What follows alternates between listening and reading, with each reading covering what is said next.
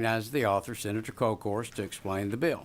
Thank you, Mr. Chairman, and I enjoyed the last discussion. A really good discussion. It was good. It really was. And I think you've got a committee substitute. I do have a committee All right. substitute. Senator Sparks sends up the committee substitute for Senate Bill 462, and Senator Colcourse is recognized to explain the difference between the substitute and the bill as filed. Thank you, Mr. Chairman and members. Child care has become a paramount issue, as this committee knows very well, for our parents and children across the state.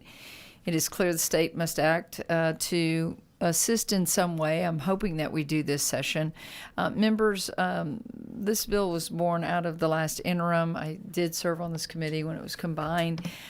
This is to make a meaningful change within existing resources. Senate Bill 462 establishes a priority list that would be run by the Texas Workforce Commission for children of child care workers who are eligible for these services. To be eligible for the list, a child care worker must work for a minimum of 25 hours a week and must still be employed as a child care worker during their yearly redetermination in order to continue receiving priority assistance. By allowing children of child care workers to be prioritized for services of their own, we incentivize child care employees whose numbers are declining in our state to enter into this industry. Members, the difference between the committee substitute, let me clarify. The responsibility of the priority designation is moved from the local Workforce Development Board to the state office at Texas Workforce Commission. The committee substitute clarifies that an individual who is found ineligible during the redetermination shall have their priority status removed, but not their services terminated. And the committee substitute also clarifies that owners of child care facilities, if their child is not receiving services at their facility, shall be eligible if they meet the other criteria. As you may or may not know, there is a group of mandatory priorities. The first group is by federal statute.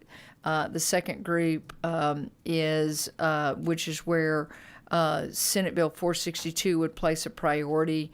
There's a list of how you receive that. And so, members, we would be putting them right after the federal statute, which the federal statute covers TANF, SNAP, low-income child care for Choices Child Care recipients. So this would go in the second group, and then hopefully would incentivize people to work at our child care facilities.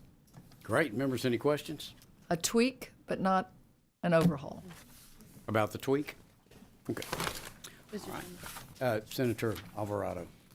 Thank you, Mr. Chairman. Senator Colcourse, thank you for bringing this bill forward. I know I was in that interim hearing, and we had a whole day of dealing with child care issues. And do you feel that this helps to kind of chip away at some of the challenges that the daycare industry has been having and people who utilize them? I do, Senator Alvarado. You know, during that day, you just realize, and I have a whole folder here of some statistics of the declination of what we've seen. Really, probably started pre-pandemic, but certainly accelerated during the pandemic. And so this is just an incentive. I mean, how do you go to work if you don't have childcare? That's a question for all of Texans. But then, to say that I want to go to work in the childcare industry, but I have no place to put my child. Just a little bit of common sense tweak here. That would allow us to potentially get more workers and qualified workers. All of us who have had child care through the years, you want really good workers in there that spend time with your children. So I just thought, listening through the interim hearings, I thought this was kind of a common sense, way. Again, not spending a lot of money, just adding them to that list, and maybe we can attract, a dozen, 2 dozen, 50, and then we can, have more child care offerings. Members, any more questions? Seeing none, the chair now opens up for public testimony. Testimony will be on the committee substitute, and chair calls Latoya Mayberry and Reagan Miller.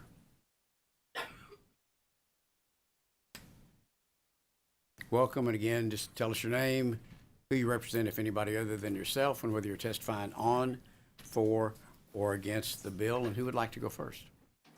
I can go first. Great, thank you. Good afternoon, and thank you to Chairman King and the Economic Development Committee. My name is Latoya Mayberry. I'm the owner and operator of Toya's Precious Jewels Academy of the Permian Basin in Midland, Texas. Nice to see you again, Senator Sparks. I'm here to speak in favor of Senate Bill 462. I've dedicated my career to early childhood education, working in this field for 16 years. I see firsthand the challenges that both families and child care providers face in securing reliable, high-quality care. I'm here today to express my strong support for SB 462, which will help ensure that working parents, particularly those in the child care field, can access the assistance they need without any unnecessary delays. Currently, I have an employee that's scheduled to return from maternity leave on Monday, so this is real to me.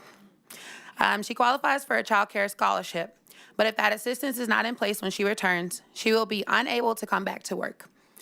In an industry like ours, where maintaining proper staffing ratios is critical, this is a strong ripple effect and could force us to close a classroom, and even in my case, open a new classroom, disrupting care for multiple families.